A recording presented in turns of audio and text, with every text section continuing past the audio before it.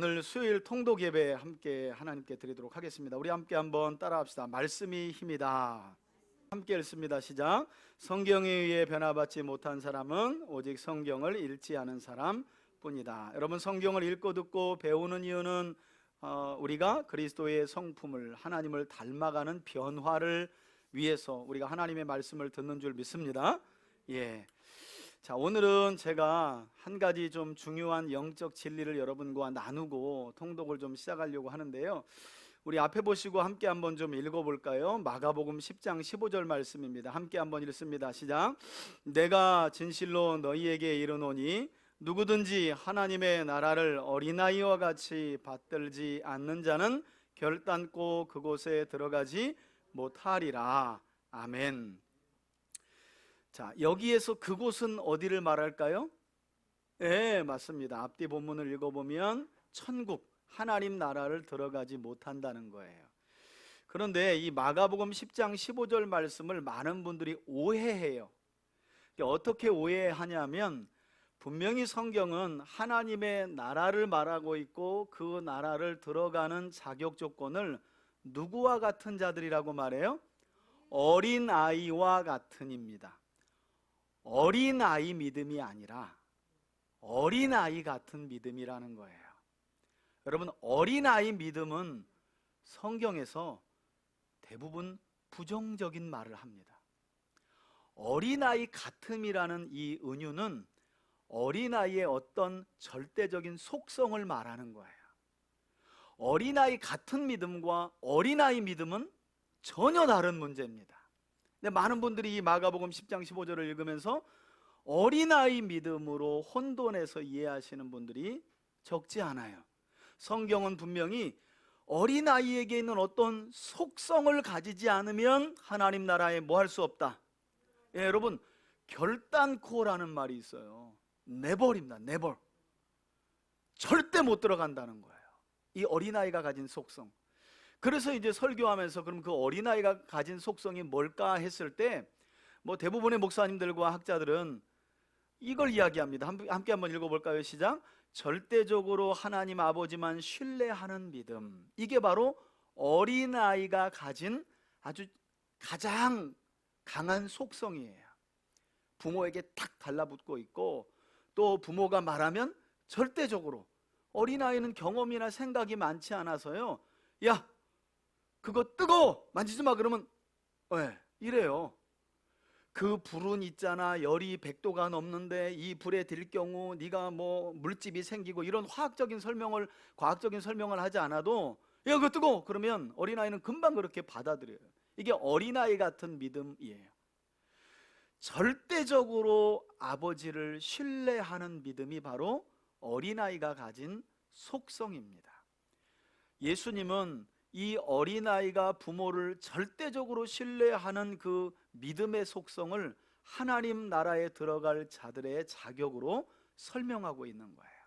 아까 말씀드린 것처럼 여러분, 성경은 어린아이 믿음을 지향하지 않습니다. 오히려 어린아이 믿음을 벗어나라고 자꾸 이야기해요. 대표적인 말씀이 히브리서의 말씀이죠. 함께 한번 읽어볼까요? 앞에 조금 빼곡하긴 하지만 시작. 때가 오래되었으므로 너희가 마땅히 선생이 되었을 터인데 너희가 다시 하나님의 초보에 대하여 누구에게 가르침을 받아야 할 처지이니 단단한 음식은 못 먹고 젖이나 먹어야 할 자가 되었도다. 이는 젖을 먹는 자마다 뭐라고요? 어린아이니. 계속요. 의의 말씀을 경험하지 못한 자요 단단한 음식은 장성한 자의 것이니 그들은 지각을 사용함으로 연단을 받아 선악을 분별하는 자들이니라. 이게 지금 히브리서 기자가 초대교회 성도들에게 보낸 편지 가운데 한 대목이에요. 뭘 벗어나라는 거예요? 어린아이 같은 믿음을 벗어나라는 게 아닙니다, 여러분. 어린아이의 믿음을 벗어나라고 이야기하죠. 왜? 어린아이의 믿음으로는 단단한 하나님의 말씀을 못 먹어요. 아주 단순하게 생각합니다. 거의, 그리고 말씀을 들을 때 다 자기 입장에서 들어요. 자기 입장에서 다 걸러내요. 자기에게 유익이 되는 달콤한 말씀 몇 개만 붙들고 일생의 신앙생활 하는 거예요. 그런 사람들을 가리켜 어린아이 믿음이라고 말해요. 어린아이 같은 믿음은 그 말씀이 쓰나 다나 쉬나 그냥 받아들이는 믿음, 그게 어린아이 같은 믿음이고, 어린아이 믿음은 젖만 찾는 믿음이라는 거예요. 젖만 찾는 믿음. 단단한 음식을 먹지 못하는. 지금 히브리서 기자가 초대교회 성도들을 향해, 야, 이 정도 너희가 배움을 가졌으면 이제는 어린아이 믿음을 벗어나 장성한 자의 믿음에 올라서 어떤 말씀이든지 단단한 말씀을 먹을 수 있어야 되는데, 그냥 자기에게 좋은 말씀만 몇 개만 붙들고 있으니 이 말씀의 초보를 어찌 너희가 벗어나지 못하느냐고 개탄스러워하는 내용이에요. 그런 거 하면 사도 바울도 어린아이 믿음을 벗어나라고 말합니다. 고린도전서 13장 11절 함께 한번 읽어볼까요? 시작. 내가 어렸을 때에는 말하는 것이 어린아이와 같고 깨닫는 것이 어린아이와 같고 생각하는 것이 어린아이와 같다고, 장성한 사람이 되어서는 어린아이의 일을 어떻게 해요? 예, 버렸노라. 그러니까 어린아이 믿음과 어린아이 같은 믿음은 다른 거예요. 바울은 분명히 어린아이의 일을 어떻게 해요? 버려라 그래요. 어린아이의 믿음을 버리라는 거예요. 그러니까 교회 안에는 어떤 믿음이 있겠어요? 어린아이 믿음과 아까 히브리서 기자가 얘기하는 것처럼 장성한 믿음이 있는 거예요. 여러분, 어떤 교회가 건강한 교회일까요? 10,000명 모이면 건강한 교회일까요?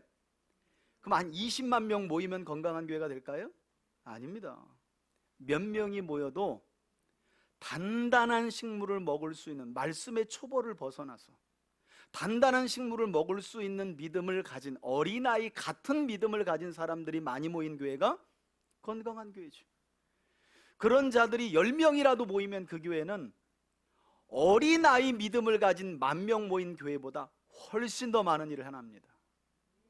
돈은 어린아이 믿음을 가진 10,000명 모인 교회가 많이 모일 수 있겠지요. 그러나 하나님의 일은 돈으로 하는 거 아니거든요.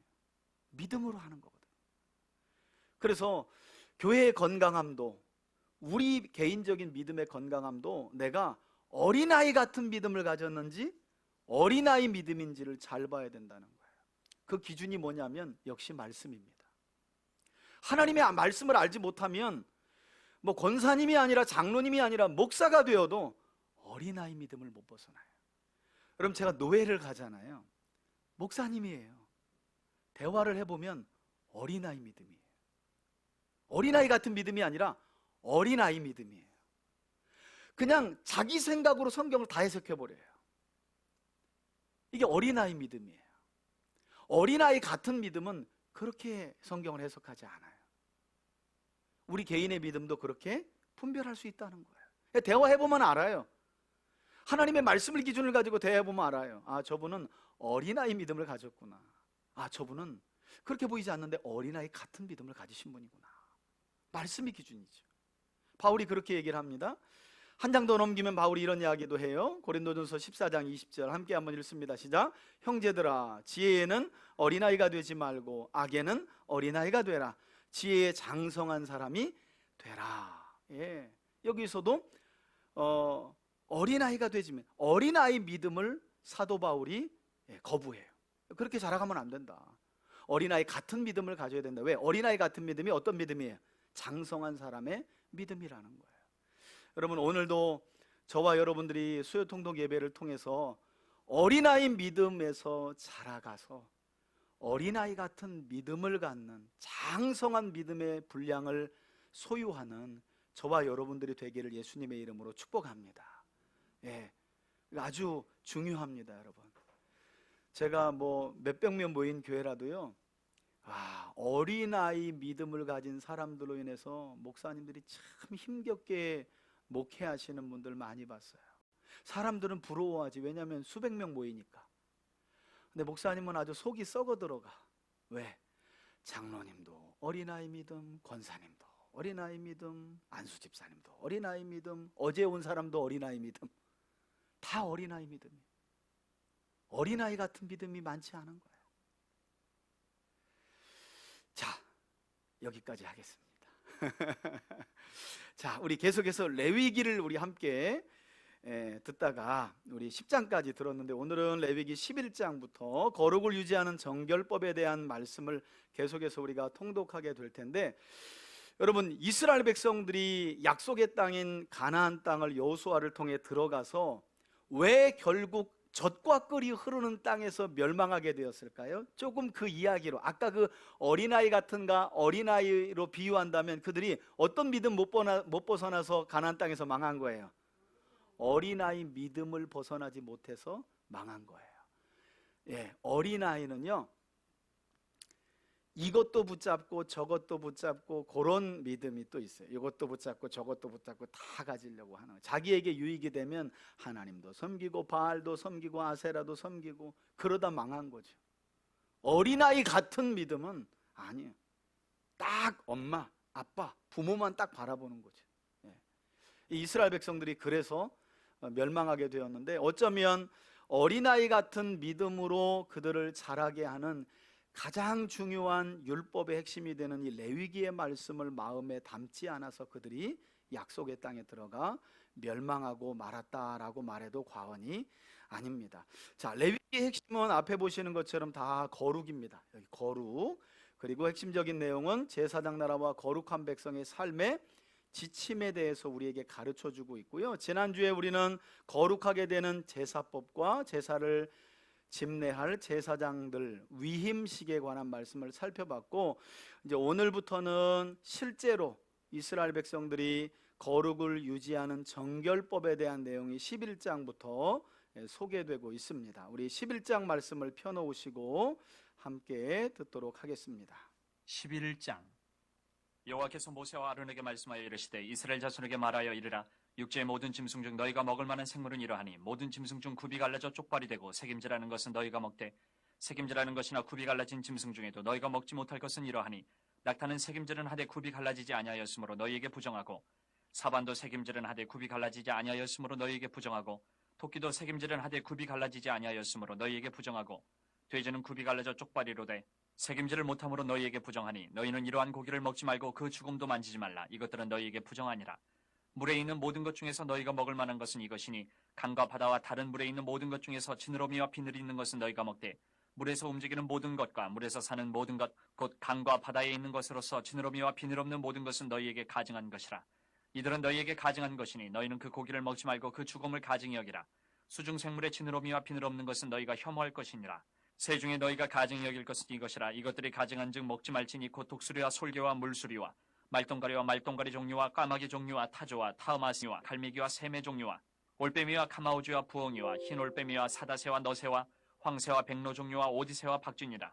날개가 있고 네 발로 기어다니는 곤충은 너희가 혐오할 것이로되 다만 날개가 있고 네 발로 기어다니는 모든 곤충 중에 그 발에 뛰는 다리가 있어서 땅에서 뛰는 것은 너희가 먹을지니 곧 그 중에 메뚜기 종류와 배짱이 종류와 귀뚜라미 종류와 팥종이 종류는 너희가 먹으려니와 오직 날개가 있고 기어다니는 곤충은 다 너희가 혐오할 것이니라. 이런 것은 너희를 부정하게 하나니 누구든지 이것들의 주검을 만지면 저녁까지 부정할 것이며 그 주검을 옮기는 모든 자는 그 옷을 빨지니 저녁까지 부정하리라. 굽이 갈라진 모든 짐승 중에 쪽발이 아닌 것이나 새김질 아니하는 것의 주검은 다 내게 부정하니 만지는 자는 부정할 것이요 네 발로 다니는 모든 짐승 중 발바닥으로 다니는 것은 다 내게 부정하니 그 주검을 만지는 자는 저녁까지 부정할 것이며 그 주검을 옮기는 자는 그 옷을 빨지니 저녁까지 부정하리라. 그것들이 내게 부정하니라. 땅에 기는 길짐승 중에 내게 부정한 것은 이러하니 곧 두더지와 쥐와 큰 도마뱀 종류와 도마뱀 부치와 육지 악어와 도마뱀과 사막 도마뱀과 카멜레온이라.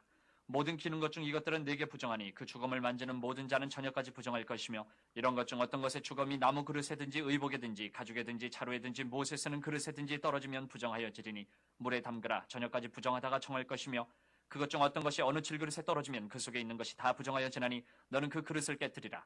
먹을 만한 축축한 식물이 거기 담겼으면 부정하여질 것이요 그 같은 그릇에 담긴 마실 것도 부정할 것이며 이런 것의 주검이 물건위에 떨어지면 그것이 모두 부정하여지리니 화덕이든지 화로이든지 깨뜨려버리라. 이것이 부정하여져서 너희에게 부정한 것이 되리라. 샘물이나 물이 고인 웅덩이는 부정하여지지 아니하되 그 주검에 닿는 것은 모두 부정하여질 것이요 이것들의 주검이 심을 종자에 떨어지면 그것이 정하거니와 만일 종자에 물이 묻었을 때에 그것이 그 위에 떨어지면 너희에게 부정하리라. 너희가 먹을 만한 짐승이 죽은 때에 그 주검을 만지는 자는 저녁까지 부정할 것이며 그것을 먹는 자는 그 옷을 빨 것이요 저녁까지 부정할 것이며 그 주검을 옮기는 자도 그의 옷을 빨 것이요 저녁까지 부정하리라. 땅에 기어다니는 모든 길짐승은 가증한즉 먹지 못할지니 곧 땅에 기어다니는 모든 기는 것 중에 배로 밀어다니는 것이나 네 발로 걷는 것이나 여러 발을 가진 것이라 너희가 먹지 말지니 이것들은 가증함이니라.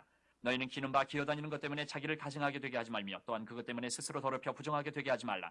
나는 여호와 너희의 하나님이라. 내가 거룩하니 너희도 몸을 구별하여 거룩하게 하고 땅에 기는 길짐승으로 말미암아 스스로 더럽히지 말라. 나는 너희의 하나님이 되려고 너희를 애굽 땅에서 인도하여 낸 여호와라. 내가 거룩하니 너희도 거룩할지어다. 이는 짐승과 새와 물에서 움직이는 모든 생물과 땅에 기는 모든 길짐승에 대한 규례니 부정하고 정한 것과 먹을 생물과 먹지 못할 생물을 분별한 것이니라. 아멘. 11장 함께 우리가 들었죠. 제사법과 제사장 위임식 이후에 거룩하게 되는 구경하러 왔어? 너랑 유지호 같지 않은 계략대 곁에서 내가 얼마나 비참을 졌는지 확인하러 왔니? 비참하실 리가 없죠. 예, 거룩하게 되는 삶을 이야기하면서 가장 먼저 음식 규례를 이야기하는데, 뭐 음식 규례는 다른 것보다도 뭐 육축 중에 또 곤충 중에 또 새들 중에 또 땅에 기는 것들 중에 어떤 것을 먹고 먹지 말아라. 이것을 이제 문자적으로 지키는 기독교 이단이 있죠. 안식교라고, 그죠? 토요일을 안식일로 지키는 안식교가 이 레위기 11장을 문자 그대로 지키고 있고, 요즘 보니까 여호와 증인들도 하도 사람들이 암에 많이 걸리니까 이대로 살아야 된다라고 해서 이것을 또 문자 그대로 또 지키는 그런 성향이 있더라고요. 여러분, 이거는 문자, 지금 오늘날 와서 우리가 뭐 문자적으로 지키면 건강하고 그렇지 않는다라는 의미보다, 음식이라는 것은 우리 인간이 생명을 살아가기 위해서 가장 필수적이고 원초적인 것이죠. 그죠? 음식은 생명을 유지하기 위해서 가장 원초적이고 필수적인 겁니다. 여러분, 오늘 레위기 11장에 음식 이야기, 먹을 거 먹지 말라는 거 이야기하는 것 같지만 어떤 단어가 제일 많이 나오는 줄 아세요? 부정하다라는 거예요. 무슨 말이냐면, 하나님의 사람들은 가장 원초적이고 필수적인 것부터 이것이 부정한지 부정하지 않은지를 생각하며 살아야 된다는 거예요. 가장 필수적이고 원초적인 것이라도 하나님이 부정하다라고 말하고 싫어하다라고 말하는 것들은 멀리하고, 그렇지 않은 것들은 가까이 하라는 그런 교훈이 이 안에 담겨져 있는 거예요. 그래서 내용을 살펴보면 부정할인이라는 말씀이 30번 이상 나와요. 30번 이상. 그러니까 우린 이 말씀 그대로 지킬 필요는 없습니다. 앞에 보시면 제가 정리해 놨죠. 여러분들 여기 앞에 보시면 제가 성경 강좌할 때 보여드리는 그런 내용인데요.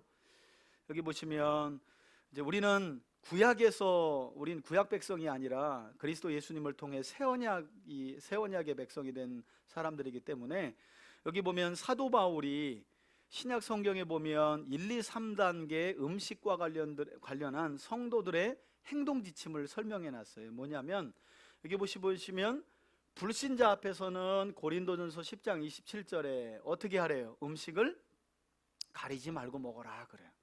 예, 음식을 가리지 말고 먹어라.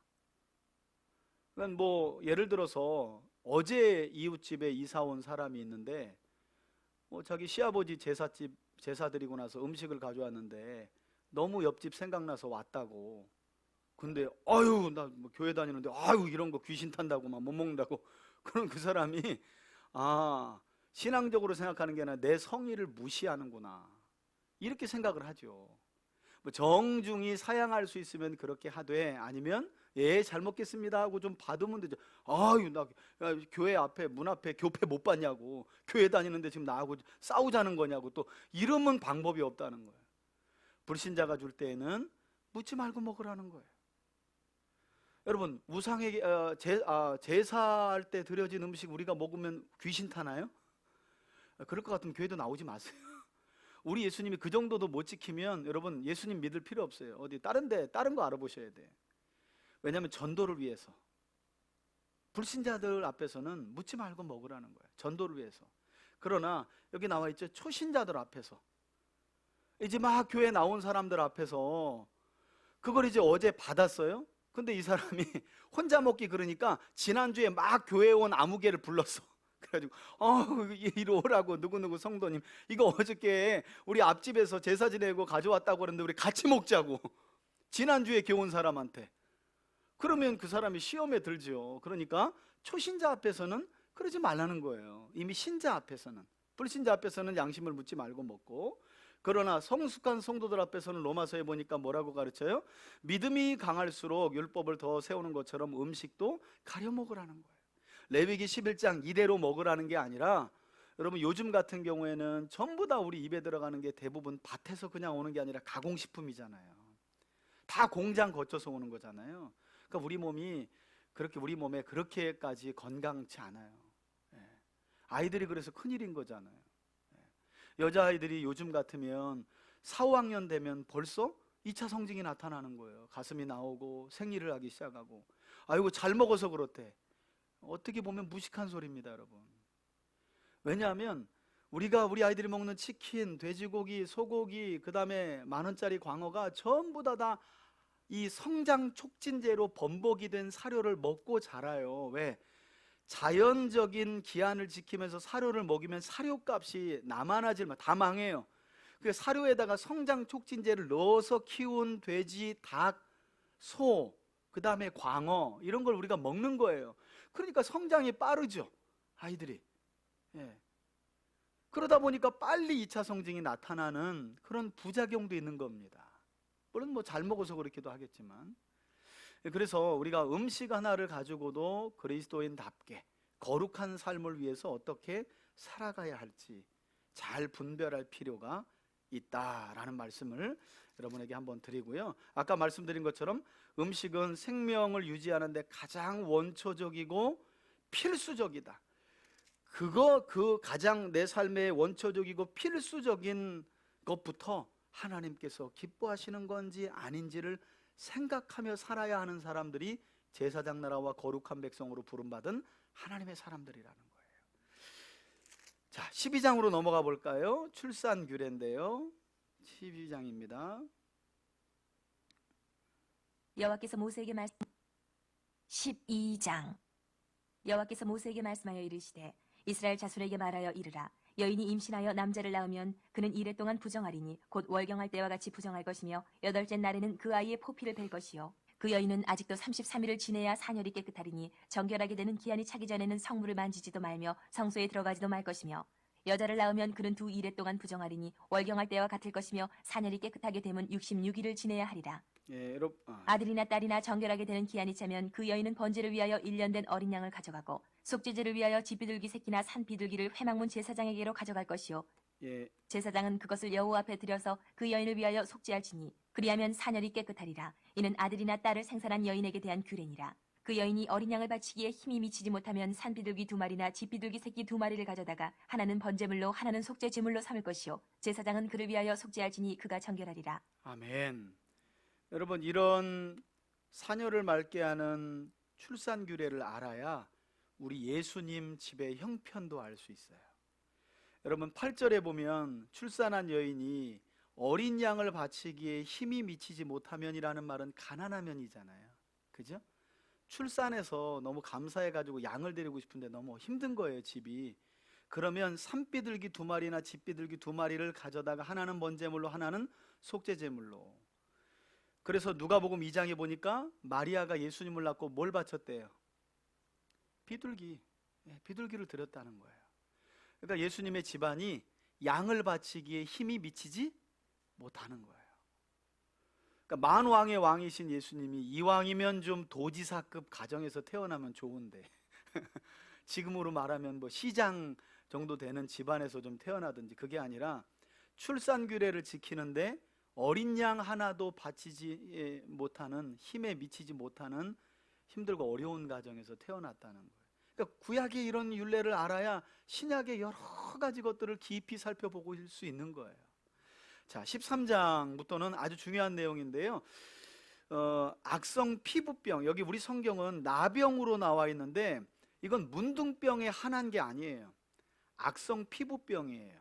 왜냐하면 악성 피부병은 공동체 전체를 허물 수 있기 때문에 이건 이제 제사장이 의사 역할을 대신하면서 진찰하고 병에서 깨끗하게 되면 확진도 제사장이 선포합니다. 그런데 그 과정을 보면 악성 피부병에 나았다가 부정해졌다가 다시 정결해지는 과정이 결코 쉽지 않아요.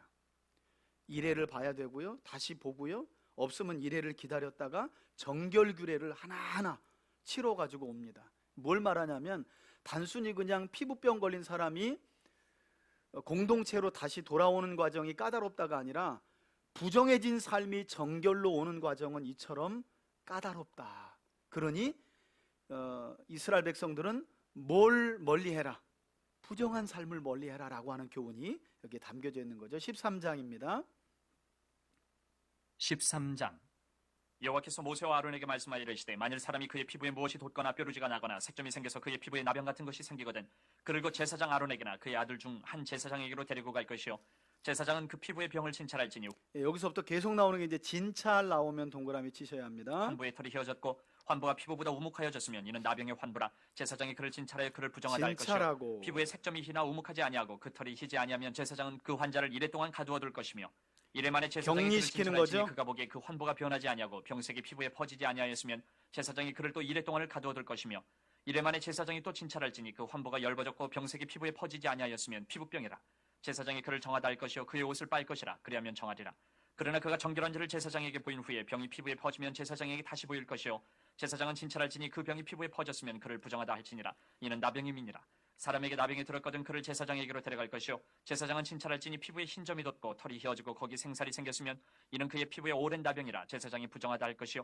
그가 이미 부정하였은지 가두어두지는 않을 것이며 제사장이 보기에 나병이 그 피부에 크게 발생하였을 때 그 환자의 머리부터 발끝까지 퍼졌으면 그가 진찰할 것이요 나병이 과연 그의 전신에 퍼졌으면 그 환자를 정하다 할지니 다 휘어진 자인즉 정하거니와 아무 때든지 그에게 생살이 보이면 그는 부정한즉 제사장이 생살을 진찰하고 그를 부정하다 할지니 그 생살은 부정한 것인즉 이는 나병이며 그 생살이 변하여 다시 휘어지면 제사장에게로 갈 것이요 제사장은 그를 진찰하여서 그 환부가 휘어졌으면 환자를 정하다 할지니 그는 정하니라 피부에 종기가 생겼다가 나았고 그 종처에 흰점이 돋거나 희고 불그스름한 색점이 생겼으면 제사장에게 보일 것이요 그는 진찰하여 피부보다 얕고 그 털이 희면 그를 부정하다 할지니 이는 종기로 된 나병의 환부임이니라 그러나 제사장이 진찰하여 거기 흰털이 없고 피부보다 얕지 아니하고 빛이 엷으면 제사장은 그를 이래 동안 가두어둘 것이며 그 병이 크게 피부에 퍼졌으면 제사장은 그를 부정하다 할지니 이는 환부임이니라 그러나 그 색점이 여전하고 퍼지지 아니하였으면 이는 종기 흔적이니 제사장은 그를 정하다 할지니라 피부가 불에 데었는데 그 된 곳에 불그스름하고 희거나 순전히 흰 색점이 생기면 제사장은 진찰할지니 그 색점의 털이 희고 그 자리가 피부보다 우묵하면 이는 화상에서 생긴 나병인즉 제사장이 그를 부정하다 할 것은 나병의 환부가 됨이니라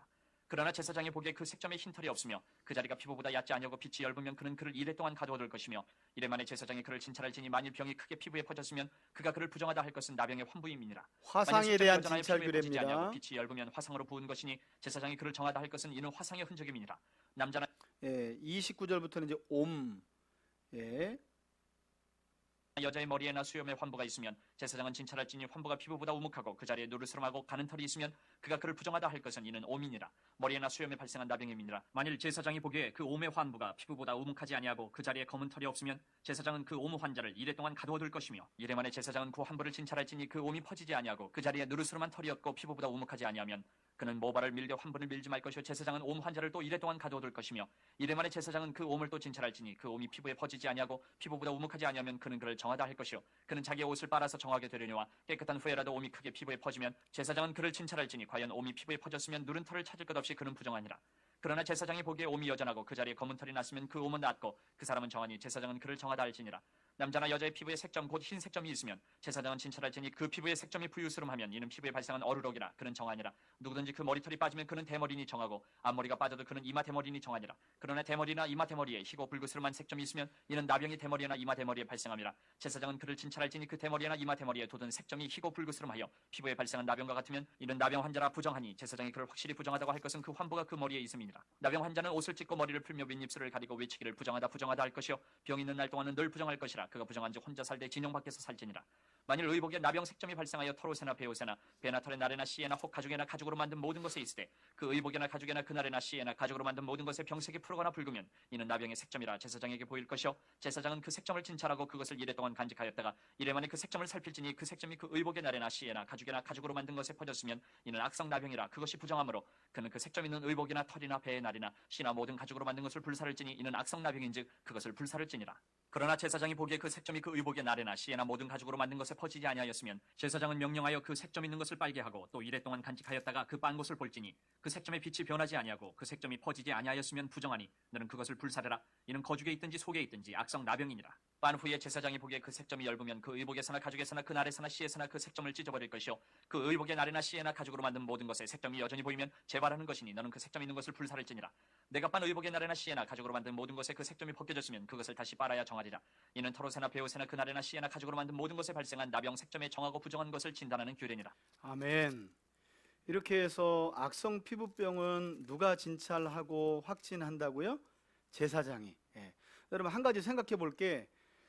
보통은 나병은 부정해지는 거잖아요. 그래서 격리를 시키는 거잖아요. 실제 물리적으로 공동체 안에 병이 퍼지기도 하지만 어쨌든 나병으로 인해 질병에 걸리게 되면 부정하게 되고 그러면 이제 공동체로부터 격리시켜요. 예, 그래서 환부를 보고 낫나 안 낫나를 계속해서 제사장이 진찰하는 과정을 거치는데 나병 환자와 접촉하지 말라 그러죠. 그죠? 그래서 나병에 걸리면 반드시 나병 환자들이 돌에 맞아 죽지 않으려면 이걸 지켜야 돼요. 뭐냐면 옷을 일단 찢어요. 나병 환자는 누가 저기서 봐도 한눈에 아, 저건 나병이구나 하고 옷을 찢어요. 그리고 머리를 풉니다. 예, 그리고 입술을 가려서 사람이 저기서 보이면 무조건 뭐라 그래요? 부정하다! 부정하다 하고 소리를 꽥꽥 질러야 돼요. 나 나병 환자요, 나병 환자요 하고 소리를 질러야 돼요.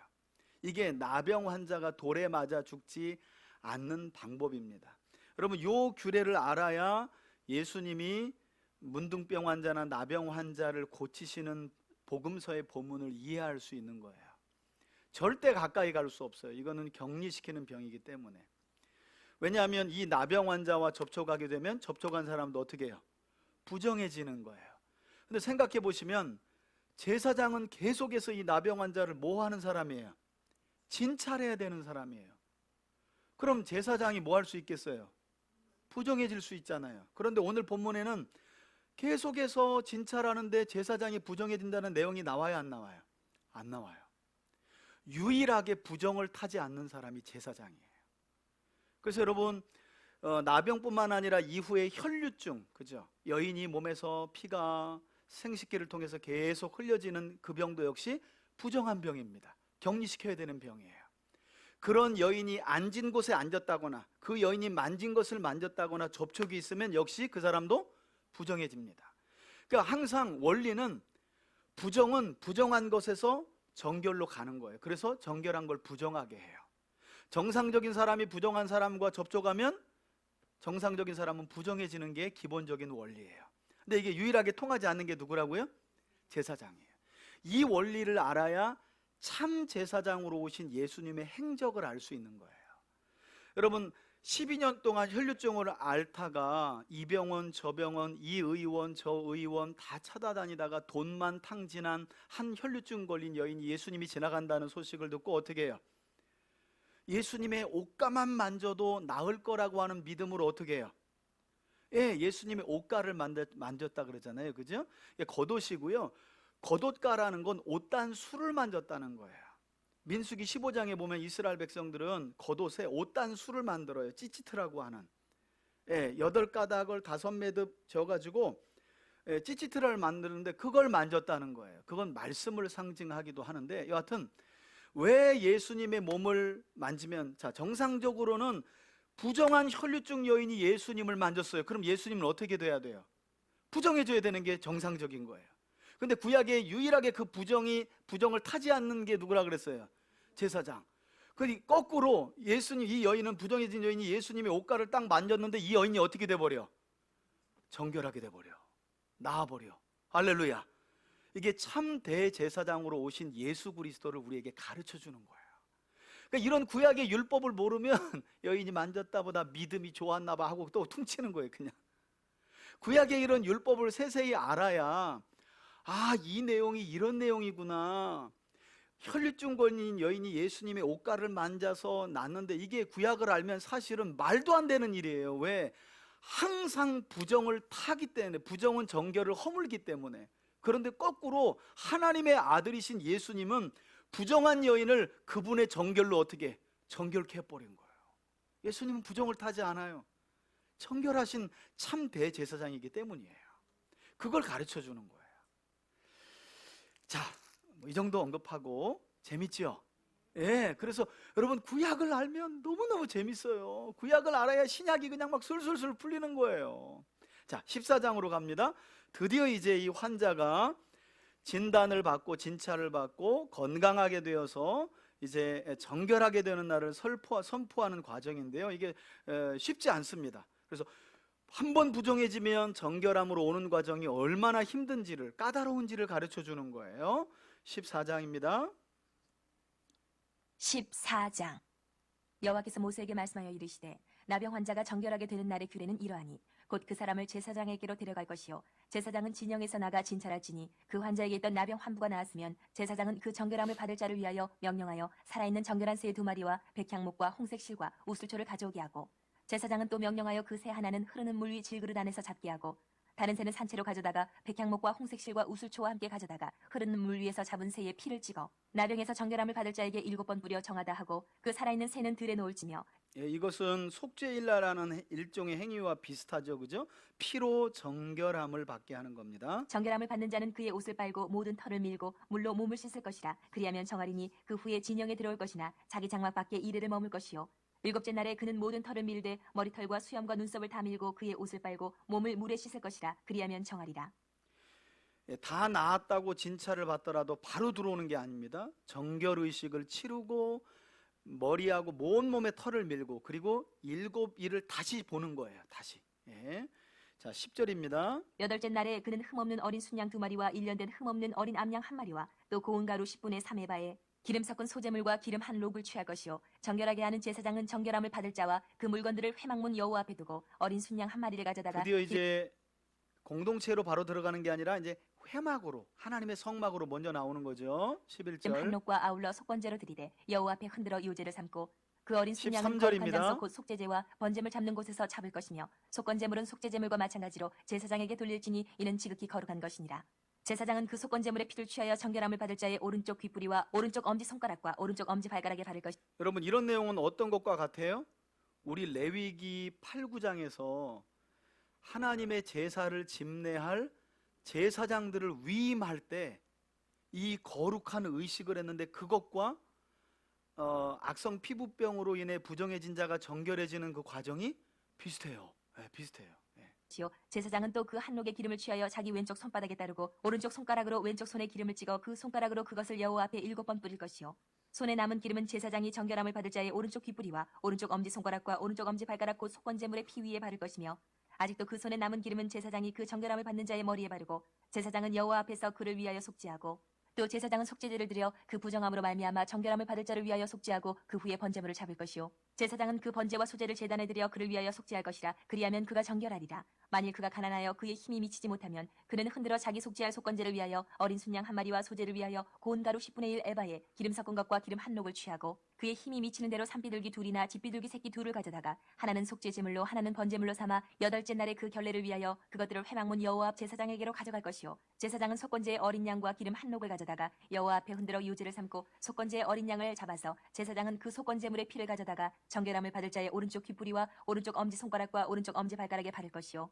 제사장은 그 기름을 자기 왼쪽 손바닥에 따르고 오른쪽 손가락으로 왼쪽 손에 기름을 조금 찍어 여호와 앞에 7번 뿌릴 것이요 그 손의 기름은 제사장이 정결함을 받을 자의 오른쪽 귓뿌리와 오른쪽 엄지손가락과 오른쪽 엄지발가락 곧 속건제물의 피를 바를 곳에 바를 것이며 또 그 손에 남은 기름은 제사장이 그 정결함을 받는 자의 머리에 발라 여호와 앞에서 그를 위하여 속죄할 것이며 그는 힘이 미치는 대로 산비둘기 1마리나 집비둘기 새끼 1마리를 드리되 곧 그의 힘이 미치는 대로 1마리는 속죄제로 1마리는 소제와 함께 번제로 드릴 것이요 제사장은 정결함을 받을 자를 위하여 여호와 앞에 속죄할지니 나병 환자로서 그 정결 예식에 그의 힘이 미치지 못한 자의 규례가 그러하니라. 여러분, 여기 보면 계속해서 반복되는 말씀이 후반부에 뭔지 아세요? 힘에 미치지 못하면이에요. 악성 피부병으로부터 나아가지고 진단을 받아가지고 공동체로 들어가야 되는데 재물이 없어가지고 정결의식을 못 치르고 못 들어가는 일이 없도록 하나님이 계속 반복되는 말씀이 21절에 가난하여 힘에 미치지 못하면, 22절에 힘에 미치지 못하면, 30절에 힘이 미치는 대로 31절에도 32절에도. 그러니까 재물은 형편대로 그렇게 하나님께서 말씀하시는 거죠. 33절. 여호와께서 모세와 아론에게 말씀하여 이르시되 제사장 나라와 거룩한 백성은 깨끗한 환경까지, 거룩한 환경을 요구하시는 겁니다. 그러니까 여러분, 막 예배 드린다고 집안은 막 개차반으로 만들어 놓고 막 나 예배가 막 이러고 다니면 안 돼요.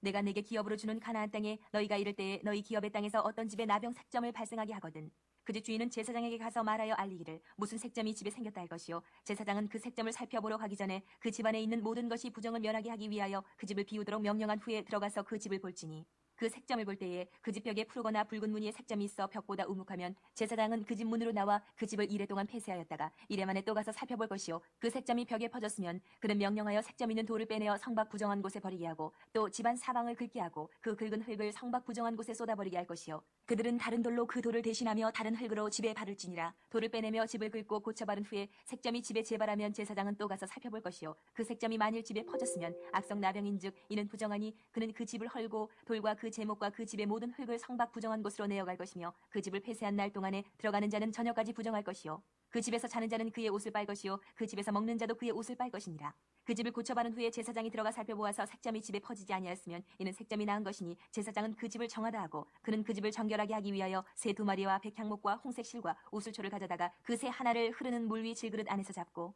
백향목과 우슬초와 홍색 실과 살아있는 새를 가져다가 잡은 새의 피와 흐르는 물을 찍어 그 집에 7번 뿌릴 것이요 그는 새의 피와 흐르는 물과 살아있는 새와 백향목과 우슬초와 홍색실로 집을 정결하게 하고 그 살아있는 새는 성박 들에 놓아주고 그 집을 위하여 속죄할 것이라 그러면 정결하리라.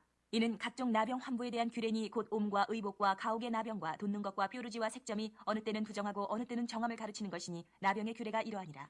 아멘. 15장입니다. 아까 말씀드린 대로 유출병에 관한 내용입니다. 어떤 점에서는 건전한 성생활, 제사장 나라와 거룩한 백성에게 중요한 게 건전한 성생활입니다. 15장 15장 여호와께서 모세와 아론에게 말씀하여 이르시되 이스라엘 자손에게 말하여 이르라 누구든지 그의 몸에 유출병이 있으면 그 유출병으로 말미암아 부정한 자라 그의 유출병으로 말미암아 부정함이 이러하니 곧 그의 몸에서 흘러나오든지 그의 몸에서 흘러나온 것이 막혔든지 부정한즉 유출병이 있는 자가 눕는 침상은 다 부정하고 그가 앉았던 자리도 다 부정하니 그의 침상에 접촉하는 자는 그의 옷을 빨고 물로 몸을 씻을 것이며 저녁까지 부정하리라 유출병이 있는 자가 앉았던 자리에 앉는 자는 그의 옷을 빨고 물로 씻을 것이요 저녁까지 부정하리라 유출병이 있는 자의 몸에 접촉하는 자는 그의 옷을 빨고 물로 몸을 씻을 것이며 저녁까지 부정하리라 유출병이 있는 자가 정한 자에게 침을 뱉으면 정한 자는 그의 옷을 빨고 물로 몸을 씻을 것이며 저녁까지 부정하리라 유출병이 있는 자가 탔던 안장은 다 부정하며 그의 몸 아래에 닿았던 것에 접촉한 자는 다 저녁까지 부정하며 그런 것을 옮기는 자는 그의 옷을 빨고 물로 몸을 씻을 것이며 저녁까지 부정하리라 유출병이 있는 자가 물로 그의 손을 씻지 아니하고 아무든지 만지면 그 자는 그의 옷을 빨고 물로 몸을 씻을 것이며 저녁까지 부정하리라 유출병이 있는 자가 만진 질그릇은 깨뜨리고 나무 그릇은 다 물로 씻을지니라 유출병이 있는 자는 그의 유출이 깨끗해지거든 그가 정결하게 되기 위하여 이레를 센 후에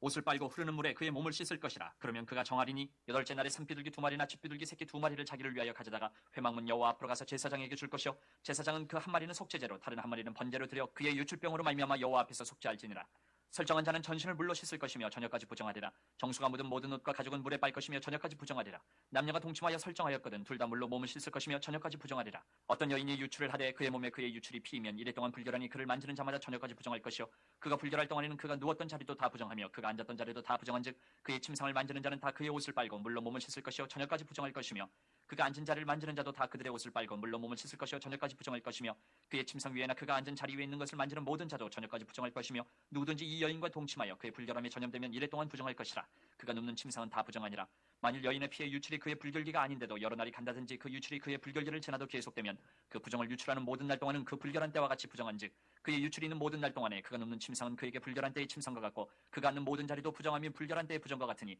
그것들을 만지는 자는 다 부정한즉 그의 옷을 빨고 물로 몸을 씻을 것이며 저녁까지 부정할 것이요 그의 유출이 그치면 이리를 센 후에 정하리니 그는 8째 날에 산비둘기 2마리나 쥐비둘기 새끼 2마리를 자기를 위하여 가져다가 회막문 앞 제사장에게로 가져갈 것이요 제사장은 그 한 마리는 속죄제로 다른 한 마리는 번제로 드려 유출로 부정한 여인을 위하여 여호와 앞에서 속죄할지니라 그러니까 이 내용은 25절부터 30절까지의 내용은 일반적으로 여인들이 생리하는 게 아니라 이제 혈류증 같은 장기 유출, 단기 유출이 아니라 몸에서 피가 장기 유출로 나오는 경우입니다. 31절은 정결 예식의 목적에 대해서 설명해요. 너희는 이와 같이 이스라엘 자손이 그들의 부정에서 떠나게 하여 그들 가운데 있는 내 성막을 그들이 더럽히고 그들이 부정한 중에서 죽지 않도록 할지니라. 이 규례는 유출병이 있는 자와 설정함으로 부정하게 된 자와 불결기에 앓는 여인과 유출병이 있는 남녀와 그리고 불결한 여인과 동침한 자에 대한 것이니라. 아멘.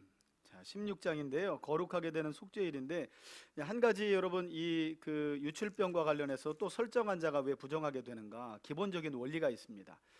자, 사람의 생명을 상징하는 게 성경에서는 피고요. 하나는 또 남자의 정액입니다. 그래서 이 피와 정액은 몸 안에 있어야 생명 역할을 다 하는 거예요.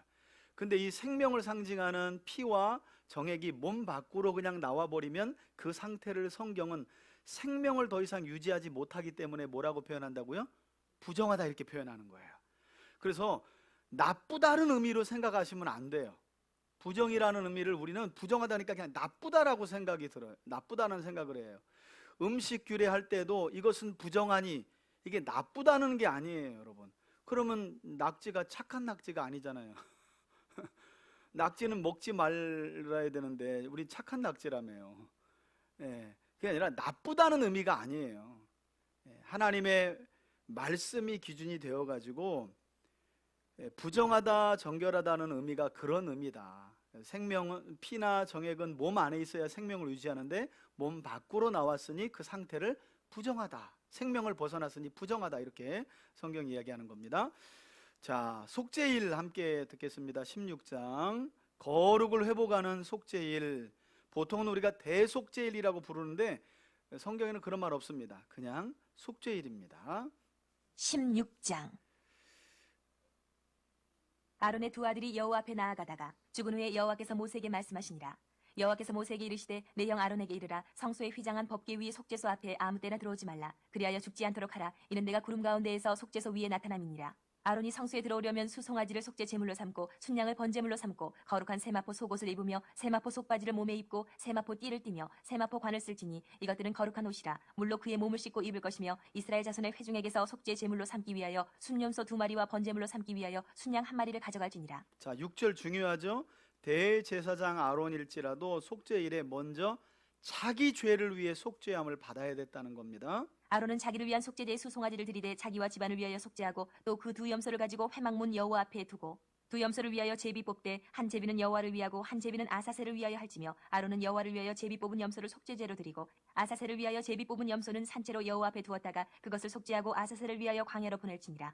아론은 자기를 위한 속죄제의 수송아지를 들이되 자기와 집안을 위하여 속죄하고 자기를 위한 그 속죄제 수송아지를 잡고 향로를 가져다가 여호와 앞 제단 위에서 피운 불을 그것에 채우고 또 곱게 간 향기로운 향을 두 손에 채워가지고 휘장 안에 들어가서 여호와 앞에서 분향하여 향연으로 증거궤 위 속죄소를 가리게 할지니 그리하면 그가 죽지 아니할 것이며 그는 또 수송아지 피를 가져다가 손가락으로 속죄소 동쪽에 뿌리고 또 손가락으로 그 피를 속죄소 앞에 7번 뿌릴 것이며 또 백성을 위한 속죄제 염소를 잡아 그 피를 가지고 휘장 안에 들어가서 그 수송아지 피로 행함같이 그 피로 행하여 속죄소 위와 속죄소 앞에 뿌릴지니 곧 이스라엘 자손의 부정과 그들이 범한 모든 죄로 말미암아 지성소를 위하여 속죄하고 또 그들의 부정한 중에 있는 회막을 위하여 그같이 할 것이요 그가 지성소에 속죄하러 들어가서 자기와 그의 집안과 이스라엘 온 회중을 위하여 속죄하고 나오기까지는 누구든지 회막에 있지 못할 것이며 그는 여호와 앞 제단으로 나아서 그것을 위하여 속죄할지니 곧 그 수송아지의 피와 염소의 피를 가져다가 제단 귀퉁이 뿔들에 바르고 또 손가락으로 그 피를 그 위에 7번 뿌려 이스라엘 자손의 부정에서 제단을 성결하게 할 것이요 그 지성소와 회막과 제단을 위하여 속죄하기를 마친 후에 살아있는 염소를 드리되 아론은 그의 두 손으로 살아있는 염소의 머리에 안수하여 이스라엘 자손의 모든 불의와 그 범한 모든 죄를 아뢰고 그 죄를 염소의 머리에 두어 미리 정한 사람에게 맡겨 광야로 보낼지니 염소가 그들의 모든 불의를 지고 접근하기 어려운 땅에 이르거든 그는 그 염소를 광야에 놓을지니라. 예, 이게 바로 아사셀 염소죠. 아론은 회막에 들어가서 지성소에 들어갈 때 입었던 세마포 옷을 벗어 거기 두고 거룩한 곳에서 물로 그의 몸을 씻고 자기 옷을 입고 나와서 자기의 번제와 백성의 번제를 드려 자기와 백성을 위하여 속죄하고 속죄 제물의 기름을 제단에서 불사를 것이요 염소를 아사셀에게 보낸 자는 그의 옷을 빨고 물로 그의 몸을 씻은 후에 진영에 들어갈 것이며 속죄제 수송아지와 속죄제 염소의 피를 성소로 들여다가 속죄하였은즉 그 가죽과 고기와 똥을 밖으로 내다가 불사를 것이요 불사른 자는 그의 옷을 빨고 물로 그의 몸을 씻은 후에 진영에 들어갈지니라. 너희는 영원히 이 규례를 지킬지니라. 7째 달 곧 그 달 10일에 너희는 스스로 괴롭게 하고 아무 일도 하지 말되 본토인이든지 너희 중에 거류하는 거류민이든지 그리하라. 이날에 너희를 위하여 속죄하여 너희를 정결하게 하리니 너희의 모든 죄에서 너희가 여호와 앞에 정결하리라. 이는 너희에게 안식일 중에 안식일인즉 너희는 스스로 괴롭게 할지니 영원히 지킬 규례라. 기름 부음을 받고 위임되어 자기의 아버지를 대신하여 제사장의 직분을 행하는 제사장은 속죄하되 세마포 옷 곧 거룩한 옷을 입고 지성소를 속죄하며 회막과 제단을 속죄하고 또 제사장들과 백성의 회중을 위하여 속죄할지니 이는 너희가 영원히 지킬 규례라. 이스라엘 자손의 모든 죄를 위하여 1년에 한 번 속죄할 것이니라. 아론이 여호와께 모세에게 명령하신 대로 행하니라. 아멘. 그래서 1년에 하루, 그죠? 이스라엘 백성들의 모든 죄를 속죄하는 날이 바로 속죄일이다. 속죄일의 중요한 원리는 대제사장일지라도 아론이 먼저 아론과 자기 집안 사람과 이스라엘 백성들을 위해서 하나님 앞에서 1년에 한 번 속죄하는 날. 그러니까 이날 대제사장이 어디까지 들어가는 거예요? 지성소 안으로 들어가는 거예요. 여러분, 한 번 들어간다고 들었는데 한 번은 아닙니다. 하루라고 말해야 돼요. 그죠? 먼저는 자기를 위하여, 자기 집안을 위하여, 이스라엘 백성들을 위하여. 그죠?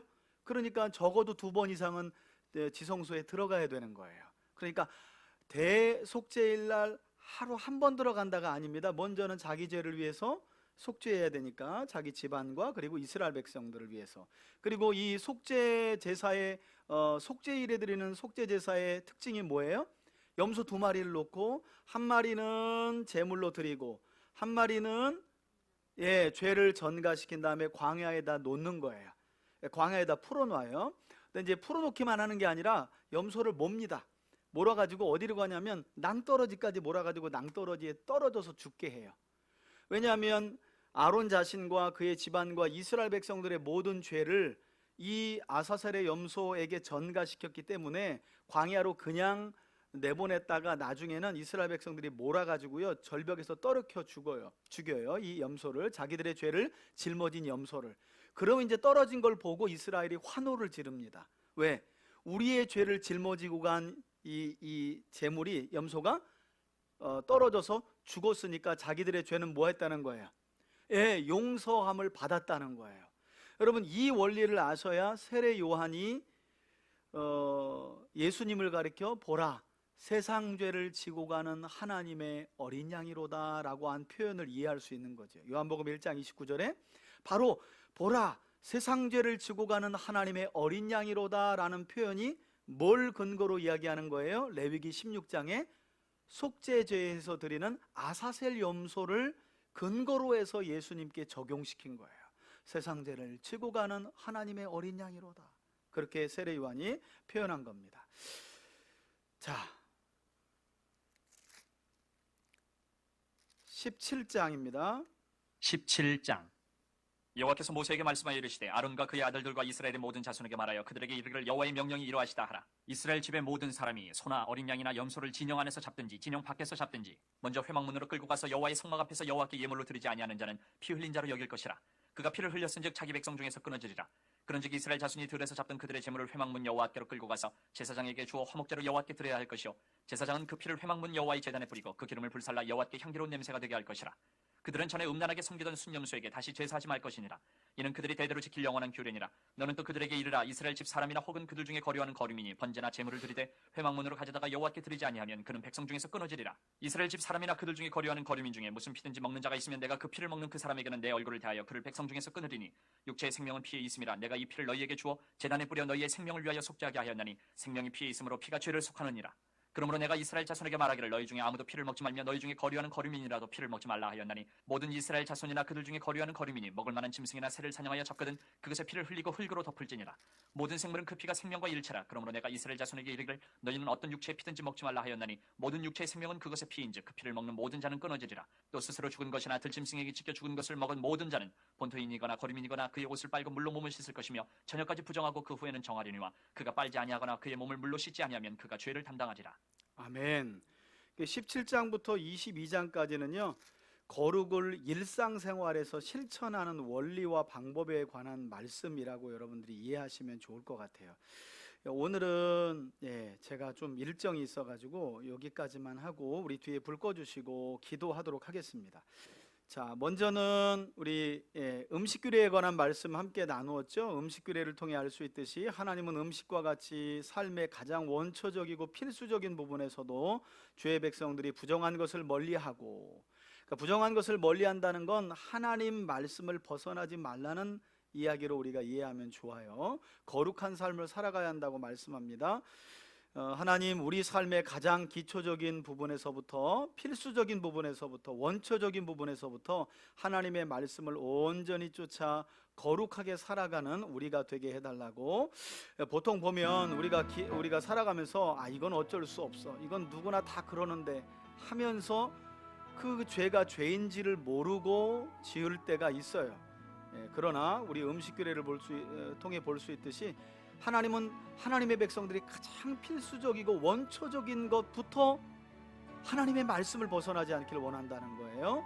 우리 이 시간 기도할 때 하나님, 내 삶의 가장 기초적인 것부터 하나님의 말씀의 원리를 따라서 잘 순종하며 거룩한 삶을 살아 거룩하신 하나님과 동행하는 우리가 되게 해달라고 우리 주여 한번 부르며 기도합니다. 주여, 할렐루야. 살아계신 아버지 하나님 감사합니다. 오늘 레위기 두 번째 시간을 통해 음식 규례를 통해 우리에게 주시는 하나님의 말씀을 통한 교훈을 함께 나누었습니다. 음식은 우리가 생명을 유지해가는 데 있어 필요한 가장 원초적이고 필수적이고 기본적인 것입니다. 하나님은 우리가 생명을 유지하는 데 있어서 가장 필수적이고 원초적인 음식부터 하나님의 말씀을 따라 순종하며 가장 필수적이고 원초적인 것부터 하나님의 말씀에 순종하여 거룩하게 살아가라고 말씀합니다. 하나님, 주의 말씀을 따라 우리 삶의 가장 기초적인 것, 가장 원초적이고 필수적인 것부터 온전히 주의 말씀을 지켜 순종함으로 거룩한 삶을 유지하게 하시고 거룩하신 하나님과 동행하는 우리와 우리 가정과 교회가 될 수 있도록 은혜 더하여 주옵소서. 필수적인 것이라도 원초적인 것이라도 가장 기초적인 것이라도 어쩔 수 없다는 핑계로 하나님의 말씀을 멸시하거나 무시하지 않게 도와주시고 오히려 더 꼼꼼하게 말씀의 원리를 따라 거룩한 삶을 살아가는 우리 성도들 다 되게 하여 주옵소서. 그런 믿음의 삶을 살아가는 우리 성도들 되어지길 원합니다. 하나님 도와주옵소서. 가장 원초적이고 필수적이고 기초적인 것부터 하나님의 말씀의 원리를 벗어나지 않는 우리가 되게 하여 주옵소서. 우리가 되게 하여 주옵소서. 아멘. 두 번째 기도 제목입니다. 악성 피부병 환자가 치르는 정결의식은 죄와 부종으로부터 벗어나는 것이 얼마나 무겁고 또 까다롭고 힘든 과정인지를 우리에게 생생하게 보여줍니다. 아까 보셨죠? 제사장이 진찰하고 그래서 환부가 나았다면 모든 정결의식을 한 뒤에 온몸에 털을 깎고 다시 이래를 격리하여 있다가 그 다음에 이제 속죄제물과 하나하나 정결하게 하는 의식을 거쳐서 성막으로 나아가 정결하게 하는 의식을 거쳐서 다시금 가정으로 돌아오는 아주 무겁고 힘든 과정임을 말씀이 우리에게 보여주었습니다. 기도할 때 하나님, 범죄한 우리가 치러야 할 이 무겁고 까다롭고 힘든 과정을 하나님은 독생자 예수님을 십자가에 못 박아 죽이시고 부활케 하심으로 대신 치르게 하심으로 우리를 정결하게 하셨고 깨끗하게 하셨습니다. 하나님의 그 크신 사랑을 기억하고 보답하며 살아가는 우리가 되게 해달라고, 그런 우리 가정과 교회가 되게 해달라고 주여 한번 부르며 기도합니다. 주여. 아버지 하나님, 부정하게 된 사람이 정결하게 되는 과정은 매우 까다롭고 무겁고 그리고 힘든 과정이었습니다. 죄로 인해 부정해진 우리를 정결하게 하시기 위해서 그 까다롭고 무겁고 힘든 정결의 과정을 예수님께 하나님께서 위탁하시고 예수 그리스도께서 우리의 죄를 속죄하시고 정결하게 하시기 위해 그 까다롭고 힘들고 무거운 십자가를 지셨다는 사실을, 하나님은 그처럼 우리를 사랑하신다는 사실을 다시 한번 우리 마음에 새기며 살아가길 원합니다. 우리가 겪어야 할 그 정결의 과정을 우리가 죽어야 하지만 그리스도께서 대신 십자가에서 죽으시고 우리의 죄를 정결하게 하셨습니다. 그 크신 하나님의 사랑을 기억하고 기념하며 그 사랑에 보답하는 우리와 우리 가정과 우리 자녀들 그리고 우리 교회가 될 수 있도록 은혜 더하여 주옵소서. 하나님, 예수 그리스도의 십자가 사랑이 우리의 죄를 속죄하기 위하여 얼마나 무겁고 힘들고 까다로운 과정을 거쳐 우리를 정결하게 하셨는지 그 사실을 마음에 새기며 살아갈 수 있도록 은혜 더하여 주옵소서. 그런 우리 교우들과 가정이 되게 하여 주옵소서. 그런 우리 교회가 되게 하여 주옵소서. 십자가의 사랑을 결코 가벼이 여기지 않는 우리가 되길 원합니다. 주님 감사합니다. 십자가의 사랑을 다시 한번 우리 마음에 새기게 하시고 그 사랑을 실천하며 살아갈 수 있도록 은혜도 하여 주옵소서. 아멘, 아멘, 아멘. 감사합니다. 감사합니다. 세 번째 기도 제목입니다. 속죄의 일은 이스라엘 백성들의 삶을 새롭게 출발시키는 리셋 버튼과 같은 기능이었습니다. 여러분, 가정에 전자제품 다 가지고 계시지요? 이렇게 저렇게 하다가 기능을 잘 모르겠거든 리셋 버튼 누르면 원래대로 돌아가는 거잖아요. 이스라엘에게 속죄의 일은 그런 놀라운 은혜가 임하는 리셋 버튼과 같은 기능을 하는 그런 날이었습니다. 우리 이 시간 기도할 때 하나님, 영원한 속죄물이 되신 예수 그리스도를 통해 우리 고난주간 보내고 있는데 우리를 하나님의 자녀로 삼아 주시고 하나님과의 완전한 평화를 누릴 수 있게 하심을 다시 한번 감사하는 기도. 하나님, 예수 그리스도를 우리에게 보내주시고 우리가 그리스도를 믿음으로 우리의 삶은 영적 리셋 버튼이 눌러진 삶인 줄 믿습니다. 하나님은 우리를 죄인으로 보시지 않고 하나님의 자녀요 의인으로 보시는 줄 믿습니다. 의인답게 거룩한 믿음의 삶을 살아가는 우리와 우리 가정과 교회가 되게 해달라고 주여 한번 부릅니다. 주여.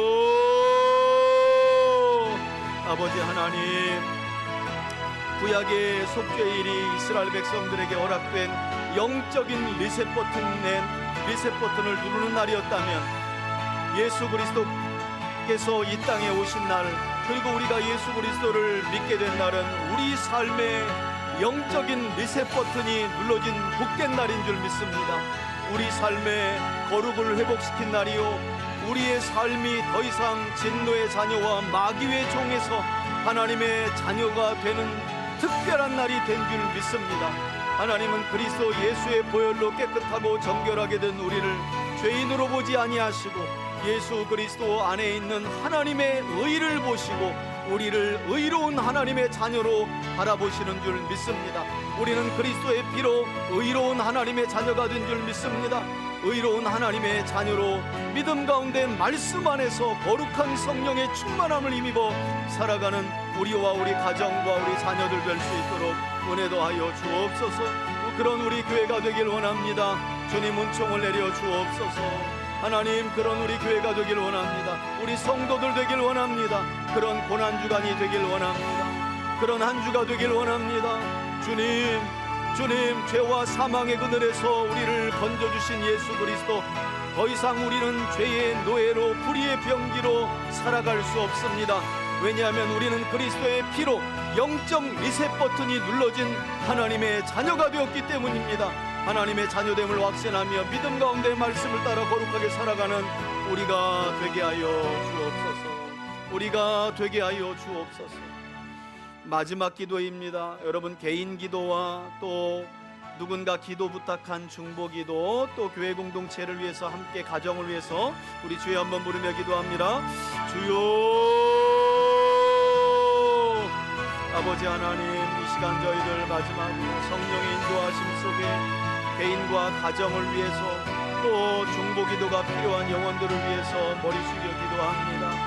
아버지 하나님, 이 시간도 말씀을 들은 한 사람 한 사람 기억하여 주시고 내주하시는 성령님, 들은 말씀 더욱 깊이 깨달아지게 하시고 깨달아진 말씀 삶 속에 순종하여 거룩한 열매를 맺어 하나님께 영광 돌리는 복된 삶을 살게 하여 주옵소서. 그런 믿음의 삶을 통해 우리 성도들의 가정이 변화되게 하시고 교회가 변화되게 하시고 세상이 변화될 수 있도록 은혜도 하여 주옵소서. 하나님, 우리 김재풍 집사님, 전대웅 집사님 수술 이후에 회복의 과정을 밟고 있사오니 치료하시는 하나님의 권능으로 함께하여 주옵소서. 예수 그리스도의 십자가는 우리의 질병과 질고를 대신 지신 십자가인 줄 믿습니다.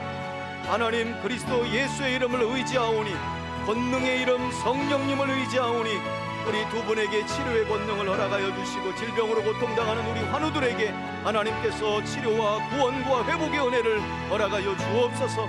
어려움을 만난 가정과 지체들에게 하나님 전능하신 오른팔을 내밀어 구원하여 주시길 원합니다. 우리 성도들의 가정과 사업장도 지켜주시고 믿음을 잃지 않게 하여 주시고 제사장 나라와 거룩한 백성으로 부름받은 우리의 삶이 거룩하신 주의 말씀을 따라 성령 충만함 가운데 하나님 영광 드러내고 하나님과 동행하는 복된 삶을 살게 하여 주옵소서. 그런 남은 고난주간이 되어주길 원합니다. 주님, 남은 고난주간도 우리가 그리스도의 십자가 사랑을 깊이 묵상하고 그 십자가 사랑을 마음에 새기며 우리 이웃들에게 실천할 수 있도록 은혜 더하여 주옵소서. 은혜 더하여 주옵소서. 제가 기도하겠습니다. 아버지 하나님, 감사합니다. 오늘은 레위기 11장 이후의 말씀, 역시 거룩하게 되는 삶의 지침에 관한 말씀을 함께 살펴보았습니다. 적지 않은 경우 우린 많은 사람들이 행하는 죄를 죄로 여기지 않고, 특별히 그것이 내 생명과 깊이 연관이 있다면 그것이 하나님의 뜻이든 뜻이 아니든 상관없이 그것을 행할 때가 있습니다.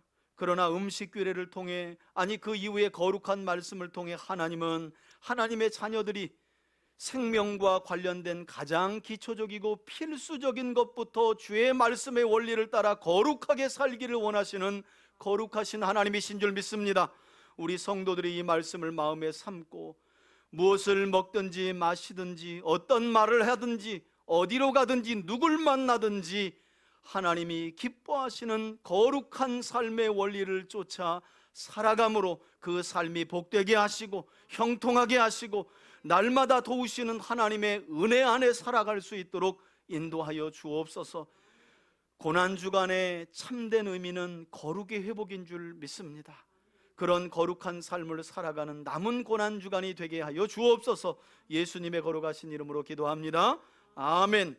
이제는 우리 주 예수 그리스도의 은혜와 하나님 아버지의 사랑과 성령의 교통하심이, 제사장 나라와 거룩한 백성으로 우리를 부르신 하나님을 기억하며 생명과 관련된 가장 원초적이고 필수적인 것부터라도 주의 말씀을 벗어나지 않고 거룩한 삶을 살아가며 거룩하신 하나님과 동행하기로 소원하고 결단하는 우리 교우들 머리머리 위에 이제로부터 영원토록 함께 계실지어다. 아멘. 아멘.